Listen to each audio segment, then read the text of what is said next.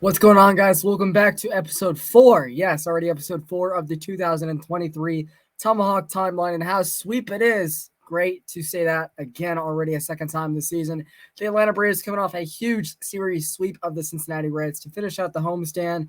Coming into the series is with a 6-4 record, bouncing back from the 3-game losing streak that we suffered to end the San Diego series, bouncing right back with a 3-game win streak of our own, and the Braves are right back where they were, 5 games over 500 at 9-4, 2 games above any challenger in the National League East. And let's dive right into it, talking the recap of the Cincinnati Reds series. And man, the Braves had a fight and claw to win all these games, but they did just enough.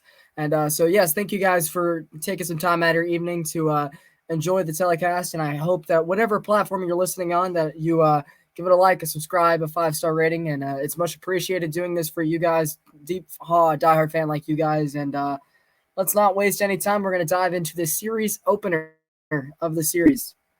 If anybody, also one last thing, if you would like to follow me on Twitter, for any in-game Atlanta sports tweets, including the Atlanta Braves, make sure you guys follow me at Newsome Sports ATL. For those watching via the video platform, you can see it right under my name on the stream. Newsome Sports ATL. Make sure to give me a follow, and I'll follow you back. Anyways, let's talk Braves baseball going into the series opener, of course, on Monday night. It was a very fast-paced ball game for 6 innings. I believe the pitching matchup was Bryce Elder versus Graham Ashcraft. And man, I'll tell you what, the future of the Cincinnati Reds rotation is in good hands behind Graham Ashcraft, Nick Lodolo, and Hunter Green, all three really great future stars in that rotation. All do things a little bit differently, all do things that they do differently, elite, and good future is inbound for that Cincinnati rotation. So it was good to see them do their craft against the very good Atlanta Braves lineup, and for them to ultimately still get the win. So let's go ahead and talk about it. Game 1 of the opening series, as I said, it was a very slow game, but it was very fast-paced with how it was going because there was no scoring until the bottom of the 6th inning of Game 1. Austin Riley led off the inning with a single into right field off the end of the bat, and his teammate was there to back him up. Sean Murphy doubling into the deep left field corner. Ron Washington, knowing how bad the Braves had been with runners in scoring position the last couple of nights, did not hesitate to give Austin Riley the green light. So Austin Riley would come chugging home. Throw would be up the baseline, and Atlanta would lead 1-0. Bryce Elder worked another 6 innings scoreless, would actually get into the 7th inning and work into a little bit of trouble, but of course would be bailed out by Jesse Chavez in the 7th inning. So good to see from that regard. Talk about 11 1/3 scoreless innings to start the season, 12 1/3 actually to start the season scoreless for Bryce Elder, carrying a lot better than Dylan Dodd and Jared Schuster to start the year, that's for sure. And I think the Braves will greatly take that any night. Bottom of the 7th inning, it was 2 on and 2 out for Atlanta, and the Reds brought in Reaver San Martin to face Matt Olson, lefty to try to get out of the jam. He would walk him on 4 or 5 pitches, allowing Austin Riley to come to the plate. And before he could really get himself into his own at bat, a pitch would be spiked to the bat stop, and Orlando Arcia would come charging in to score, making it 2-0 Atlanta in the 7th inning. A huge insurance run to be given to Nick Anderson going into the 8th inning. And thank God Atlanta was able to get that second run on the board, because with 2 outs, 2 away in the 8th inning, Jake Fraley would single on a ball hit in front of Ronald Acuna that would score the 2021 National League Rookie of the Year, Jonathan India, and cut the Braves' lead to only 2-1. But flashing forward to the bottom of the 8th inning, Atlanta would get one back with Ozzie at second, 2 away. Orlando Arcia would single on a line drive over the head of the shortstop over towards Will Bunsen and left field, and put Atlanta back up 3-1 and get that run immediately right back. So without A.J. Minter had thrown the ball all season, you think that Atlanta would just immediately be able to get the game shut out and go home happy with a 3-1 victory, and that exactly wasn't the case. Honestly, not the greatest decision by Brian Snitker to pitch A.J. Minter in the 9th inning of the blowout Sunday night. I think he pitched in the 8th or the 9th inning of that game when Atlanta trailed 10-2, and you could see it clearly cost him bullets. And he would end up blowing the save in the 9th inning. A leadoff single or walk would end up being a almost home run by I believe it was Stuart Fairchild. Kevin Pillar was this close to robbing him of anything in the at-bat, but it would go on to be a RBI triple, scoring Will Myers via the leadoff walk, and Cincinnati would cut it to 3-2 in Atlanta. Of course, with a guy at third, nobody out, it's hard to keep him in, and Spencer Steer would single on a ball right in front of Eli White and Ronald Acuna in no man's land, and Cincinnati would immediately tie the game, but thank the Lord, AJ Minter was able to calm down, get 3 outs quietly, and Atlanta would have a chance to walk it off in the bottom of the ninth, and they were unsuccessfully able to do it. So very quiet game for 6 innings and change before the offense started to slowly turn it back on towards the end. It would take extra innings where Dylan Lee would come on and give up the unearned run via the ghost runner at second base. Jose Barrera would come around and score via Jonathan India single into right field. And it looked like the Reds were going to steal a game from Atlanta, and Atlanta did not lose 4 games at home at all last season at all. Atlanta did not lose 4 games in a row at home during the 2022 campaign. I don't even think they lost 4 games in a row in the entirety all season. I think they were the only team to not get swept in any series last year. And it would definitely look like that was going to be the case, or so we thought. First pitch at the bottom of the 10th inning, Sean Murphy would line one over the right center field bullpen for a walk-off home run. Derek Law would get credited with the loss. Austin Riley, the ghost runner, would also come around to score. And the Braves, with their second walk-off and second home victory of the season, starting the series on a great note. What a performance from Sean Murphy. Definitely his best game. And it's great to see after, Travis d'Arnaud still being on the concussion protocol for a couple more days. It was really needed for Sean Murphy to have the performance he did, and finally maybe it's a blessing in disguise seeing Travis get hurt, just allowing Sean Murphy to get more reps behind the catcher, knowing that there's nobody watching over his back, even though I'm sure they're friends at the end of the day.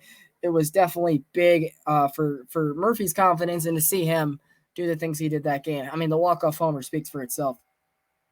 But again, great pitcher's duel, 6 innings of two-run ball for Graham Ashcraft, 7 strikeouts, 6 innings of no-run ball, 6 hits, 7 strikeouts for Bryce Elder, who would actually get an out in the 7th inning as well. The Reds would out-hit the Braves 12-10 in this one, would actually have an extra base in the ball game as well. No errors for either team, so a very clean ball game, but of course Atlanta would get the knockoff blow to win the series opener 5-4.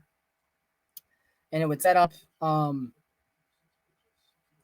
more interesting second game, and waiting on my MLB wrap to pull up.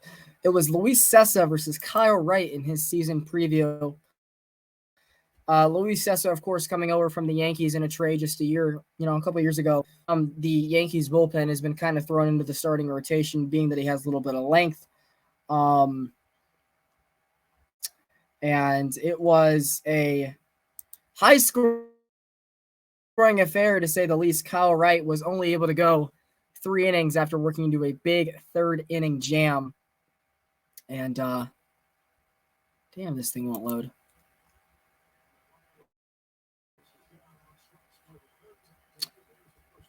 .720 first pitch.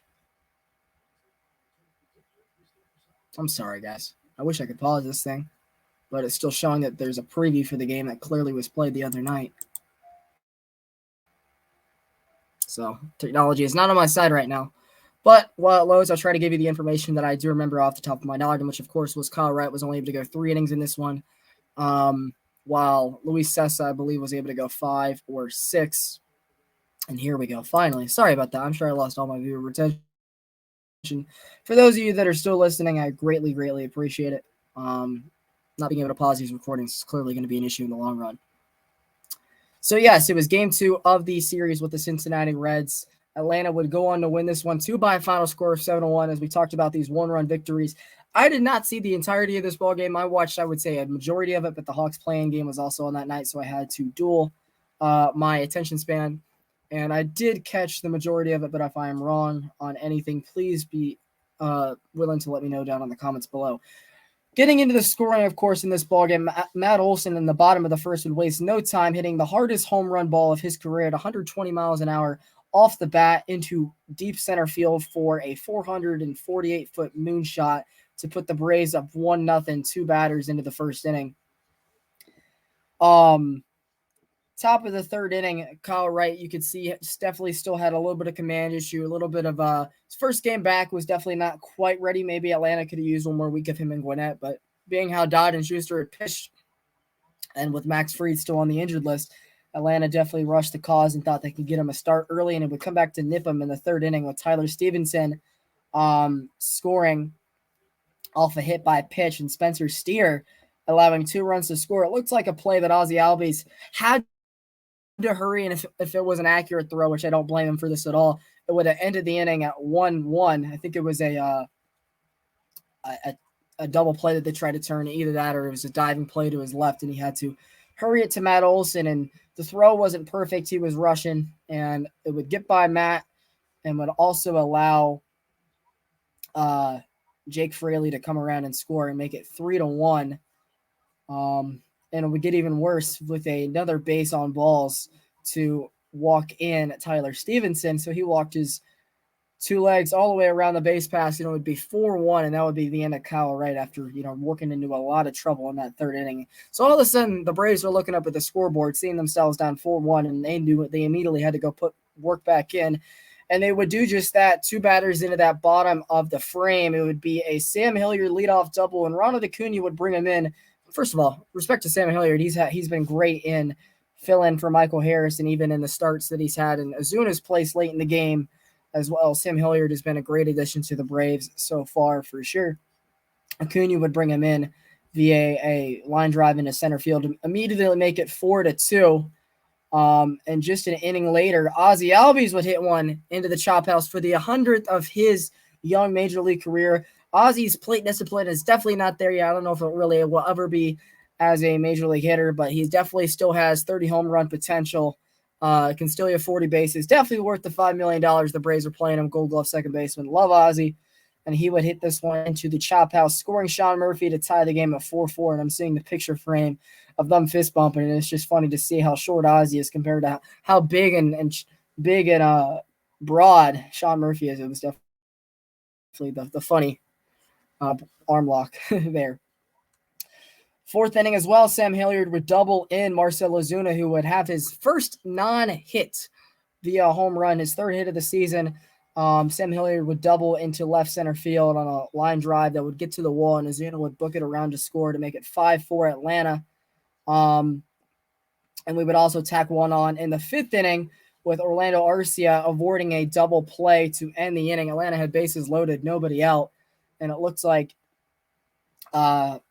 Cincinnati would get out of it, but Orlando hustling out of the box, making sure that, there was no double play at the end of the inning. Atlanta's definitely been bit by them so far early in the season, but not in this specific occasion. They would tack on an insurance run, make it 6-4.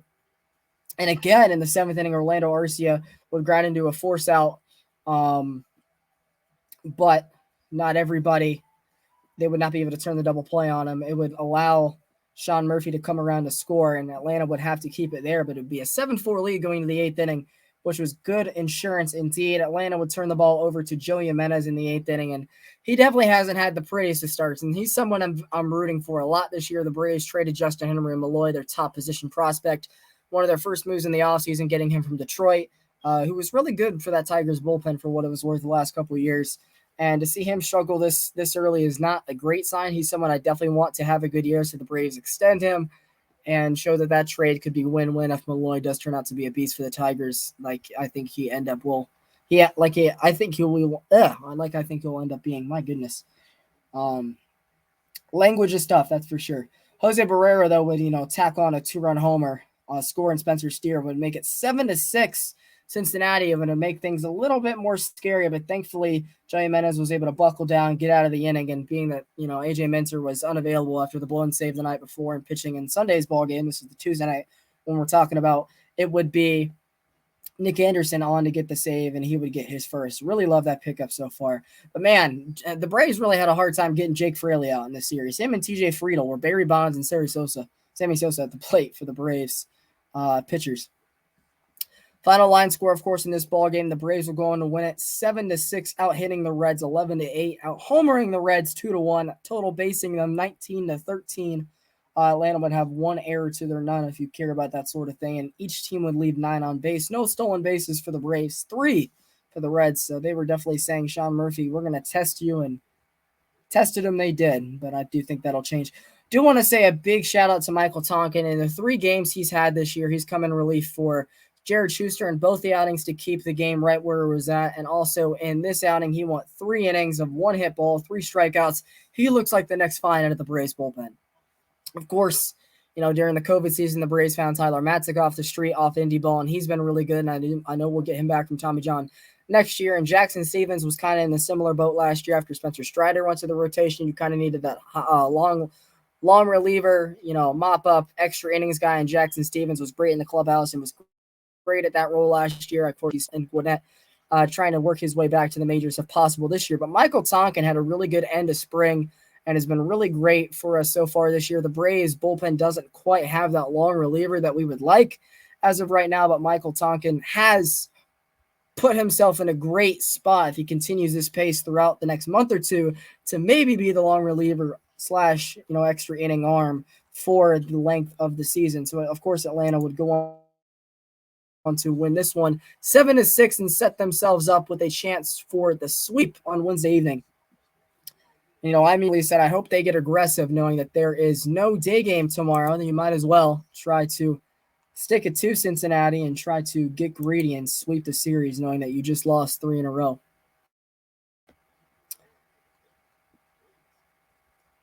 And of course, my thing shows that it's still a preview for, as I am recording this on April 13th. I'll make sure to reopen my MLB website for the recap for the Royal Series. That's my apologies, guys. Finally got it pulling up here. In this matchup, of course, it was Spencer Strider on the mound against Hunter Green. And going into this one, I didn't think there'd be a lot of guys on base. I thought there would be a lot of strikeouts, a lot of 100-mile-an-hour pitches. Matchup, two sophomore year right-handed fireballers, Hunter Green and Spencer Strider. And I did not expect the offense that we got in this outing, that's for sure. We'll jump into it here, of course, on another 7:20 first pitch. Tyler Stevenson, 2-strike hit would come back to bite Spencer Strider with a single into right field that would score TJ Friedel and Jonathan India to put Cincinnati up 2-0 early. And then in the bottom of the second, Atlanta would answer back, loading the bases up with nobody out. Hunter Green looked like he was going to get out of the jam with an easy strikeout on Marcell Ozuna and Sam Hilliard, but the lineup would turn over for Ronald Acuna, and he would put one through the shift into the outfield, a ball that probably would have been for an out in 2022, but not to be in that evening, tying the game up at 2 apiece, scoring Ozzie and Orlando Arcia, and Atlanta would tie it up immediately. Third inning, though, Spencer Strider's pitch count would immediately get high again. There was 2-1, nobody out to start the inning, and it looked like he might have had a big strikeout of Jake Fraley to get his first out of the inning, but it ended up being called a balk, reversing the strikeout and putting guys at second and third, nobody out. He would end up walking Jake Fraley. So instead of having guys at first and second, 1 out, ended up being bases loaded, nobody out. And then we get a pop-up, no advancement, and a double play ball that looked like it was going to be tough to turn no matter what. It was a fast runner, Will Myers, running down the first baseline, but also a ball that was a 3-chopper that Ozzie was going to have to flip to Arcia then to just get the guy at first. And they didn't have a chance at it. Ozzie would end up bobbling the ball and just going to first either way, and Strider would limit the damage there. But that balk would come back to be the decider on Jonathan India scoring the run in that third inning, putting Cincinnati back up 3-2. Immediately in the bottom of the third inning, though, just like in the series opener, it was back-to-back doubles by Austin Riley and Sean Murphy to tie the game at 3 apiece. And it would stay that way for quite a while till the 7th inning, where Spencer Strider was able to settle down, get 5 innings, which is huge for the Atlanta bullpen. They, this is their first off night as I'm recording on the night of the 13th. Their first off night since the second day of the season when they had their off day in the middle of that national series. The bullpen has been taxed 12 straight days with 3 pitchers on the IL, including 2 of their own. Iglesias and McHugh are not available from the bullpen. So it has been a job well done, to go through St. Louis and San Diego and still have to finish off a series versus a pesky Cincinnati lineup in its own right. And they did just enough Lucas Letke would come on and have a scoreless 6. Would work into a little bit of trouble in the 7th inning. Would go lefty-lefty versus TJ Friedel with a guy on second, 2 out in the 7th inning, and he would line it back up the middle in the center field for a base hit, easily scoring Luke Maile, and would put Cincinnati back up 4-3. But thankfully, the Braves would answer right back with another Ronald Acuna RBI, singling past Jake Fraley, scoring Sam Hilliard to tie the game up with nobody out in that inning. And the hero of the 2021 NLCS in the bottom of the 8th inning hit a ball at his eyeballs into the Atlanta bullpen. Eddie Rosario putting Atlanta up 5-4, giving Atlanta the first lead of the night in the 8th inning. And AJ Minter would come on for a much better 9th inning, would have a leadoff walk, but would go on to set down the last 3, including a strikeout of Jonathan India to end the night. And Atlanta would finish the sweep with a final score of 5-4. Of course, Spencer Strider, 5 innings of 3-run ball. He did say that he was trying to pace himself a little bit better, and his velo has kind of come back down a little because of it. He's been at 96, 97 instead of the 100, 101 we saw out of him last year. And you could see when Rick Kranitz came out for a 4th inning mound visit, which would light a fire under Strider, allowing him to get the velocity back up and the strikeouts back up in the last couple innings. And he said it in his post-game presser that I, quote, have been trying to extend my outings, trying to pace myself, and he lost a little bit of velocity because of it. And I don't think the Braves are really willing to sacrifice that from Spencer Strider. They want this guy to go 6 innings. He can still go 6 innings throwing 100 miles an hour if his command is there, and it hasn't been so far to start the year. Thankfully, he was able to get through 5 innings and qualify. He did not end up getting the victory tonight, but was able to do just enough to keep the Braves in the game. Hunter Green, though, on the other side of things, went 6 innings, allowing 3 runs of his own, but 10 strikeouts. He definitely had a good bounce back couple innings too after the first 3 innings on the scoreline. So not the amount of strikeouts and the amount of base runners I expected going into this matchup, but it ended up being a fun game in its own right. Atlanta winning 5-4, out hitting Cincinnati 9-6. The one homer on the night was Eddie Rosario's solo home run in the 8th inning, the game-winning home run. Atlanta was all over the base pass, 16-6 with 2 stolen bases to Cincinnati's none. Both leaving 6 on with no errors apiece, so clean ball game from the fielding aspect. But Atlanta would go on to finish the sweep and improve to 9-4. So now we're going to talk about what's next, including the storylines that came from this game. And going back to the series finale, Orlando Arcia in the 3rd or 4th inning would take a 98-mile-an-hour Hunter Green fastball to the wrist, was not able to get out of the way just in time. And it looked like he was going to be okay. Orlando Arcia was able to stay in the game, run the bases that half inning, then played that top half of the next inning. Eventually would have to come out similar to what happened to Travis Arnell.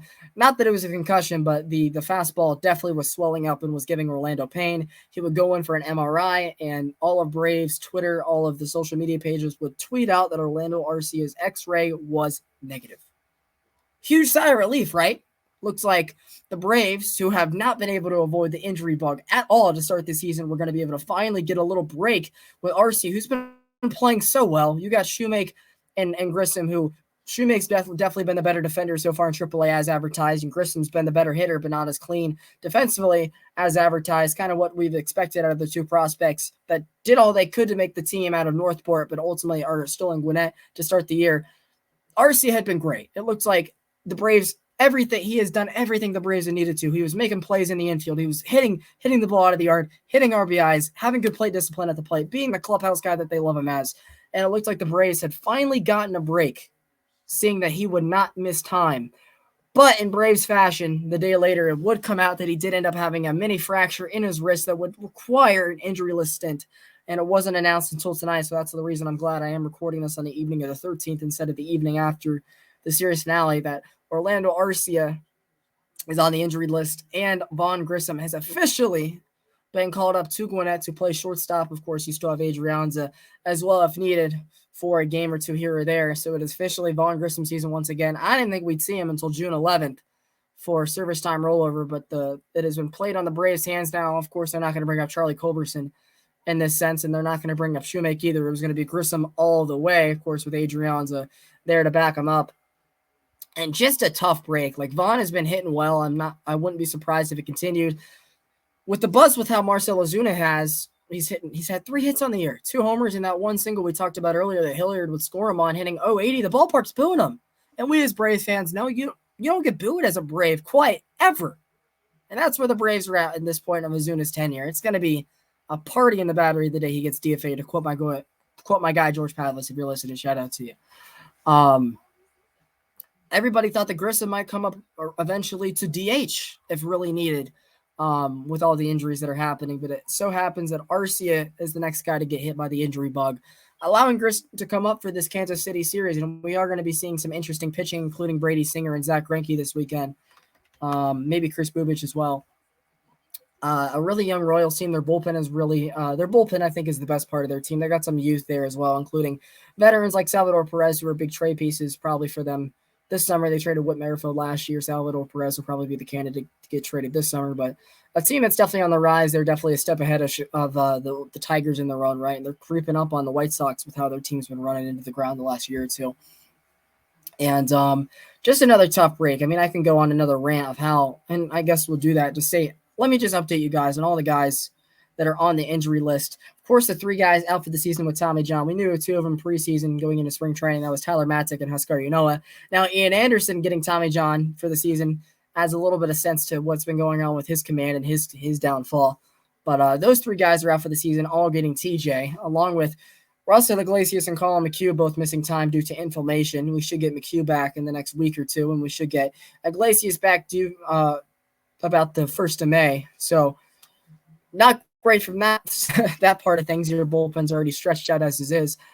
You lose Arcia, Harris, and Travis d'Arnaud on the same homestand, all to injury. 7-day concussion for Travis, 10-day due to the slide, Harris running into the wall and having the awkward slide into second base over 24 hours nicked up his body.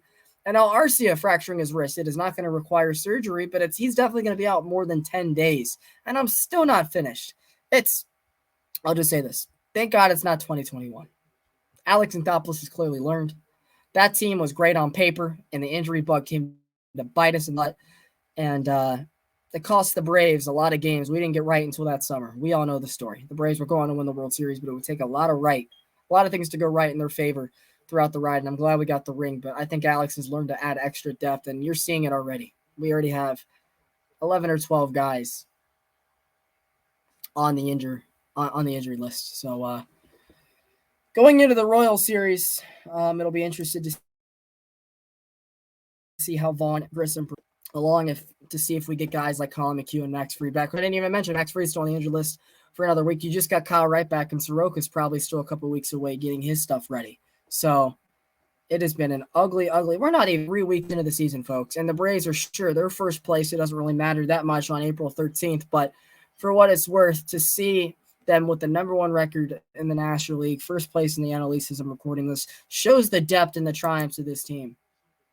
And that's all credit to Alex Anthopoulos and Terry McGurk building, and the SNIT as well, building it to where it's at. So, of course, on Friday night, it is an 8-10 local first start between Charlie Morton and Brady Singer, the young pitcher from Team USA out of the University of Florida, versus the old curveballer Charlie Morton, looking for his first dominant start of the season. So the Braves immediately going back to Missouri after being there, just a week and change ago. So that's, of course, the series opener. Saturday afternoon, it is Chris Bubich versus Bryce Elder in his 3rd start.